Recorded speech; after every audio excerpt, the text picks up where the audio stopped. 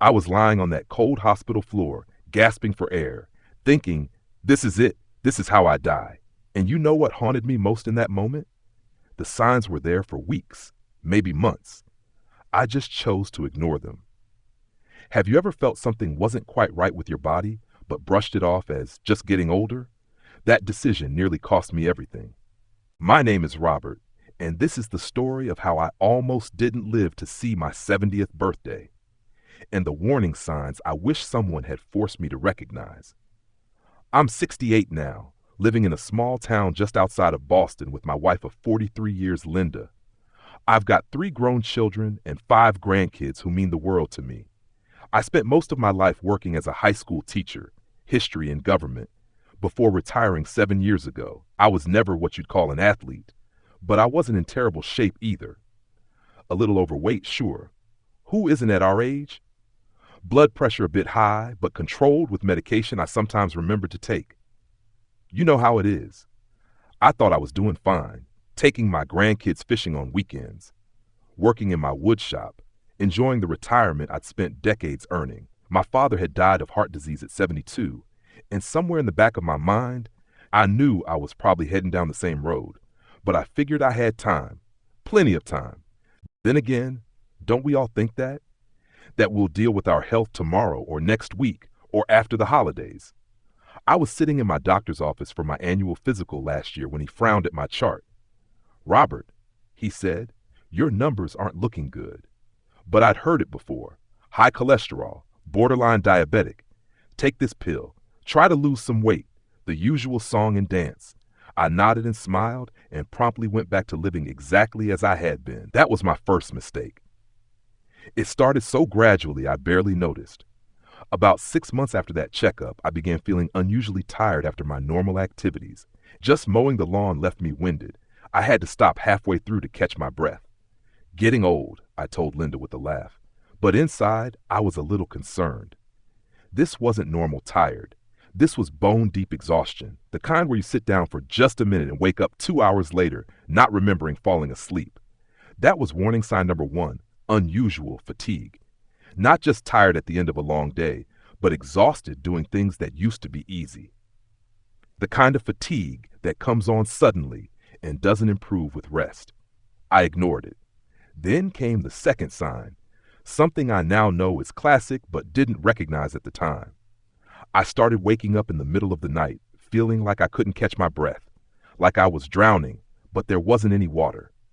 I had to prop myself up with 3 pillows just to sleep. Linda started sleeping in the guest room because I was so restless. Warning sign number 2, shortness of breath when lying flat or during minimal activity. I blamed it on spring allergies, even when it happened in December. The third sign was subtle but strange. I developed this persistent cough, dry and irritating. Nothing seemed to help it. No cold symptoms, no fever, just this annoying cough that wouldn't go away, especially when I'd lie down at night. Warning sign number 3, a persistent cough that doesn't resolve, especially one that worsens when you're lying down. My body was screaming for help, and I was putting in earplugs. The fourth warning sign was the one that scared Linda, though I tried to downplay it. My ankles and feet started swelling so much that I couldn't get my shoes on by the end of the day. I joked that I was retaining water like a pregnant woman. Linda didn't laugh. Warning sign number 4, swelling in the ankles, feet, or legs. What doctors call edema. It happens because your heart isn't pumping efficiently, so fluid backs up in your lower extremities. And finally, the sign that nearly everyone knows but I still manage to misinterpret, chest discomfort. Not the dramatic, clutching your chest and falling to the ground pain you see in movies. No, it was more like pressure, like someone was sitting on my chest. Sometimes it would radiate to my left arm or up to my jaw. It would come and go, usually when I was active, but sometimes even when I was just watching TV. Warning sign number 5, chest pressure or discomfort that may come and go, often accompanied by pain that radiates to the arm, neck, or jaw. I called it indigestion, took antacids like they were candy, told myself it would pass. That Saturday morning in April started like any other. I was in the garage organizing my tools when suddenly the pressure in my chest became unbearable. I felt nauseated, broke out in a cold sweat. The pain traveled up to my jaw and down my left arm. I remember thinking, this isn't right. I tried to call out to Linda, but I couldn't find my voice. The room started spinning and then darkness. I woke up in the cardiac intensive care unit. Tubes everywhere, machines beeping, Linda's tear-stained face hovering over mine. You had a heart attack, the doctor told me later. A significant one. One of your major coronary arteries was 95% blocked. I learned that I had something called heart failure, a condition where your heart doesn't pump blood as efficiently as it should. My heart had been struggling for months, sending me warning signals I'd been systematically ignoring. Dr. Harper, my cardiologist, sat at the edge of my bed the next day. He wasn't there to sugarcoat things. Robert, he said, looking me straight in the eye, if your wife hadn't found you when she did and called 911 immediately, you wouldn't be here having this conversation. And the tragedy is, this was likely preventable. He showed me my test results, my ejection fraction. The percentage of blood your heart pumps out with each beat was dangerously low. My heart was enlarged from working too hard for too long. My arteries were clogged with plaque that had been building up for decades. But here's what I need you to understand, Dr. Harper continued. The warning signs you experienced, the fatigue, shortness of breath, swelling, cough, chest discomfort, these weren't random. They were your body's desperate attempts to tell you something was seriously wrong. I'll never forget what he said next. Most heart attacks don't happen out of the blue. They announce themselves, sometimes for weeks or months beforehand. The problem is, most men, especially men your age, have become experts at ignoring the signals. And then he delivered the line that shook me to my core. Based on the progression of your symptoms, if you had waited even 48 more hours, you likely would have suffered a catastrophic event, one you wouldn't have walked away from. 2 days. I was 2 days away from leaving my wife a widow, from never seeing my grandchildren grow up, all because I was too stubborn, too proud, or too afraid to admit something might be wrong. I spent a week in that hospital bed, with plenty of time to think about my life, about my choices, about the second chance I'd been given that many don't get. The turning point came when my youngest granddaughter, Sophie, visited. She's only 7. She climbed carefully onto the edge of my hospital bed, mindful of all the wires and tubes. "Grandpa," she whispered, "are you going to die?" I felt like I'd been punched in the gut. The innocent fear in her eyes broke something open inside me. I realized then that this wasn't just about me. My health wasn't just my business. It was the business of everyone who loved me. "No, sweetheart," I told her, with more conviction than I'd felt in years. "Grandpa's going to be around for a long time. But to do that, I need to make some big changes." And I meant it. In that moment, I made a promise, not just to Sophie, but to myself. I was done ignoring my health, done pretending I was invincible, done acting like taking care of myself was somehow a sign of weakness. The next day, when Dr. Harper came to discuss my treatment plan, I was ready. "I don't want to just survive this," I told him.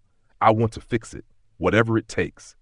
He smiled, the first real smile I'd seen from him. That's what I was hoping to hear, because while medication is important, what you do from here on out will make all the difference. My recovery journey wasn't easy, and it didn't happen overnight. But looking back a year later, the changes that saved my life weren't as complicated as I feared. First, let's talk about what Dr. Harper called the non-negotiables, the medications I needed to take faithfully. A beta blocker to ease my heart's workload, an ACE inhibitor to lower my blood pressure, a statin for cholesterol, a low-dose aspirin to prevent clots, and a diuretic to reduce fluid buildup. But he was clear. Pills alone won't fix this, Robert. They're just tools to help your body while you do the real work. The real work started with what went into my mouth. Linda and I met with a hospital dietitian who didn't hand us some complicated plan impossible to follow. Instead, she helped us make simple swaps in our existing routine. Out went the salt shaker, permanently banished from our table. I learned to read food labels for sodium content, shocked to discover how much was hiding in canned soups, bread, and deli meats, things I ate almost daily. The dietitian taught me to season food with herbs, citrus, and spices instead. I switched from my beloved ribeye steaks to fish twice a week. Salmon became a new favorite, especially grilled with a little lemon and dill. Red meat didn't disappear completely, but it became a special occasion food rather than a staple. Linda and I started walking together after dinner, just 10 minutes at first, because that's all I could manage without getting winded. I felt pathetic those first few weeks, shuffling along our street, having to stop every few houses to catch my breath. But something remarkable happened. Each week I could go a little farther, a little faster. After 3 months, we were walking 30 minutes without stopping. Now, a year later, we do a full mile every morning and evening, rain or shine. Dr. Harper had me track my weight daily, writing it down in a little notebook. Even small fluctuations could signal fluid retention, a warning sign my heart was struggling again. If you gain 2 to 3 pounds overnight, that's not fat, he explained. That's fluid, and I need to know about it immediately. Sleep became a priority too. I was diagnosed with sleep apnea, common in men with heart problems, and got fitted for a CPAP machine. I hated it at first, felt like I was sleeping with a vacuum cleaner strapped to my face. But after a few weeks of adjustment, I was sleeping better than I had in years. My daytime energy improved dramatically. I learned to manage stress differently. I'd always been the type to bottle things up, to power through. Now I practice something my cardiac rehab nurse taught me called 4-7-8 breathing. Breathe in for 4 counts, hold for 7, exhale for 8. It sounds simple, too simple to work, but it's remarkable how it can bring your heart rate down when you're feeling overwhelmed. The hardest change wasn't physical, it was psychological. Learning to listen to my body instead of ignoring it. Learning that paying attention to symptoms isn't complaining or being weak, it's being smart. 4 months after my heart attack, my ejection fraction had improved from 32% to 45%. Still not normal, but significantly better. My blood pressure was consistently around 118/76, better than it had been in decades. I'd lost 27 pounds without any extreme diet just by making those consistent small changes. Dr. Harper was cautiously optimistic at my 6-month checkup. Whatever you're doing, keep doing it, he said, reviewing my numbers. Your heart is healing. But the most rewarding moment came during a fishing trip with my grandson last fall. We hiked a half-mile to our favorite spot by the lake, a walk that would have been impossible for me a year earlier. As we sat there with our lines in the water, he turned to me and said, "Grandpa, you look different." "Different how?" I asked. He thought for a moment. "You look like you're going to be around for a long time, out of the mouths of babes." And that's the thing about heart disease. It doesn't have to be a death sentence. Caught early enough, or even after a scare like mine, it can be the wake-up call that gives you a second chance at life, a life that in many ways can be fuller and more meaningful than before. Looking back now, I realize I had been playing Russian roulette with my health for years, ignoring symptoms, minimizing concerns, putting off changes I knew I needed to make. The 5 warning signs I experienced: unusual fatigue, shortness of breath, persistent cough, swelling in the extremities, and chest discomfort, they weren't just random complaints. They were my heart's desperate SOS signals, signals I chose not to hear. My cardiologist later told me something I'll never forget. "Robert, for every heart attack that puts someone in the hospital, there are dozens of silent ones that go unrecognized, doing damage all the same." If there's one thing I could tell every man over 60 watching this right now, it's this: you are not invincible. Your body is talking to you every day. The question is, are you listening? Pride is a killer. I know, I nearly let it kill me. There's nothing manly about ignoring your health. True strength isn't powering through pain, it's having the wisdom to address problems before they become crises. I wish I could say my heart is completely healed, that everything is back to normal. It's not. Some damage is permanent. But I've learned to work with the heart I have now, not the one I used to have or wish I still had. And in some strange way, my heart attack gave me a gift, the gift of perspective. I don't sweat the small stuff anymore. I appreciate each day, and I never did before. I'm more present with my family, more grateful for simple pleasures. So what about you? Are you noticing any of these warning signs? Unusual fatigue that doesn't make sense? Shortness of breath that's new or worsening? A cough that won't go away? Swelling in your feet or ankles? Discomfort in your chest, jaw, or arm that comes and goes? Don't do what I did. Don't wait for a crisis. Talk to your doctor. Get checked out. It might feel uncomfortable or inconvenient, but not nearly as uncomfortable as a heart attack and not nearly as inconvenient as a funeral. I'm living proof that it's never too late to turn things around. My name is Robert, and I should have died last April. Instead, I'm here talking to you. Make sure you're still around to tell your story too. If this video resonated with you, please give it a thumbs up and consider sharing it. You never know, it might be exactly what someone in your life needs to hear right now. And if you have your own experience with heart disease, I'd love to read about it in the comments below. Remember, we're all in this together.